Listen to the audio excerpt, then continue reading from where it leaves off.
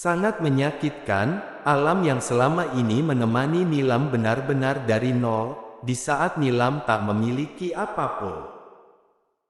Dan alam yang selalu berjuang untuk membahagiakan Nilam, membiayai kuliah Nilam sampai dia berhasil menjadi seorang manajer di perusahaan Alfa, padahal alam rela tak melanjutkan kuliahnya demi menikahi Nilam, mengubur mimpinya.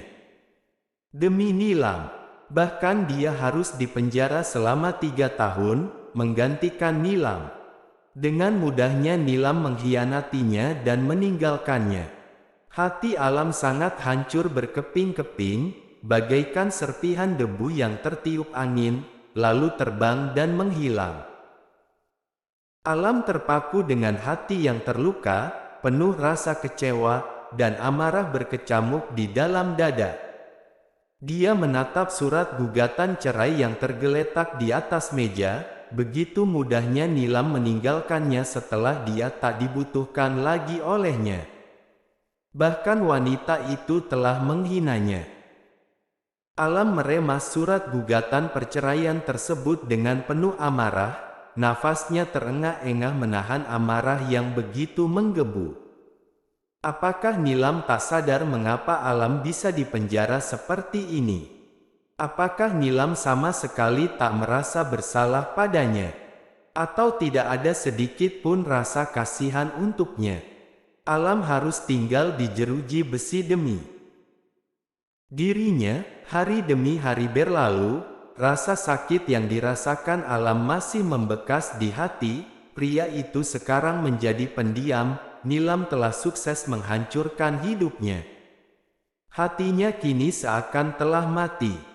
Bahkan ketika kedua orang pemuda yang berada satu sel dengannya mengajaknya berbicara, alam lebih banyak diam. Dia seakan tak memiliki keinaidaan untuk hidup, setelah diperlakukan secara hina dan dibuang selayaknya sampah.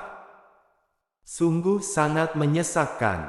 Seumur hidup, alam tidak akan pernah melupakan rasa sakit yang telah ditorehkan oleh Nilam.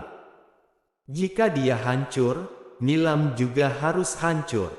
Sangat tidak adil, dia yang tak berdosa harus hidup menderita, sementara Nilam yang telah berkhianat dan melakukan kesalahan yang sesungguhnya, wanita itu tengah berbahagia karena sudah resmi menikah dengan Chandra. Chandra membantu Nilam untuk mempercepat proses perceraian Nilam dan alam, hari ini telah resmi digelar. Pesta pernikahan yang begitu meriah. Mereka telah menjadi sepasang pengantin yang sangat bahagia, tak segan mereka memperlihatkan kemesraan mereka, bahkan mereka bertanda pagar di depan umum. Selamat ya Pak Chandra dan Bu Nilam, akhirnya kalian menjadi pasangan yang halal. Semoga pernikahan kalian langgeng dan selalu bahagia. Itulah perkataan yang sering terdengar ketika Nilam dan Chandra sedang menyalami tamu undangan yang datang. Chandra dan Nilam menyalami para tamu undangan yang hadir di sana dengan begitu ramah. Hal yang tak pernah terpikirkan sebelumnya oleh Nilam, bahwa dia akan menikah dengan megah seperti ini, rasanya seperti mimpi. Dulu dia menikah dengan alam sangat sederhana, jauh berbeda dengan pernikahannya yang sekarang. Yang pasti Chandra mengeluarkan banyak uang untuk bisa menikah semegah ini. Membuang batu kerikil dan menggantinya dengan sebuah berlian, mungkin itulah yang dapat Nilam umpamakan di dalam hidupnya kini. Dia yakin dia tak akan pernah menyesali keputusannya. Dia tidak ingin kehilangan kesempatan ini untuk menata masa depannya menjadi seorang wanita karir yang sukses. Tak peduli jika dia tak memiliki perasaan pada Chandra, yang penting hidup dan masa depannya terjamin. Dan kini tiba telah di acara sesi foto keluarga. Chandra, Nilam, Pak Antoni, dan Bu Jamilah telah hadir di sana untuk berfoto khusus anggota keluarga. akan tetapi adik tirinya Chandra tidak terlihat di pesta pernikahan itu. "Laura kemana?" tanya Pak Kanton kepada istrinya, matanya beredar mencari keberadaan putri kandungnya tersebut. "Udahlah Pak, biarkan saja. Mungkin Laura gak mau difoto," ucap Bu Jamilah. Dia memang tak bisa menyayangi Laura, padahal Pak Kanton begitu tulus menyayangi Chandra selayaknya anak kandung.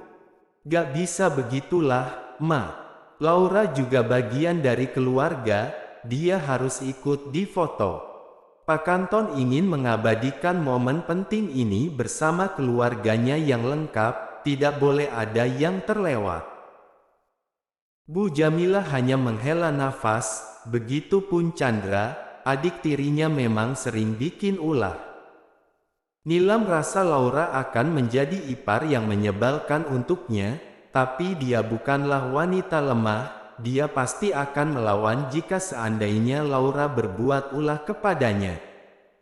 Dari awal Nilam sama sekali tidak diberikan respek terhadap adik iparnya tersebut.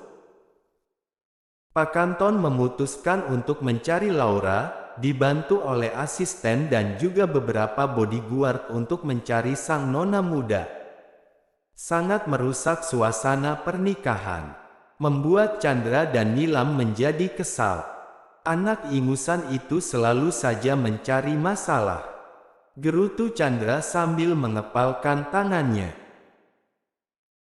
Nilam hanya diam, walaupun sebenarnya dia gondok terhadap adik iparnya itu, berharap Laura segera pergi dari mansion, agar tak selalu bertemu dengannya. Pak Kanton akhirnya menemukan Laura yang sedang duduk di rooftop yang ada di atas gedung tempat pernikahan Chandra dan Nilam.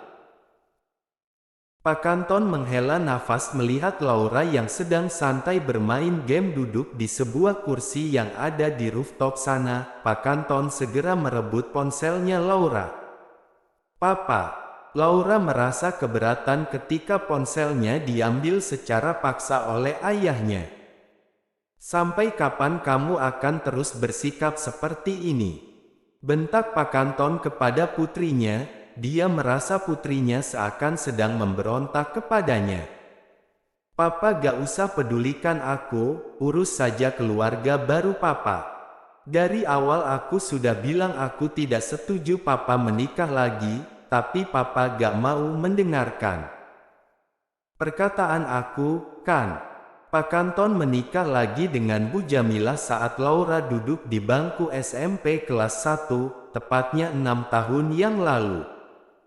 "Papa menikah lagi agar ada yang mengurus kamu, kamu masih muda.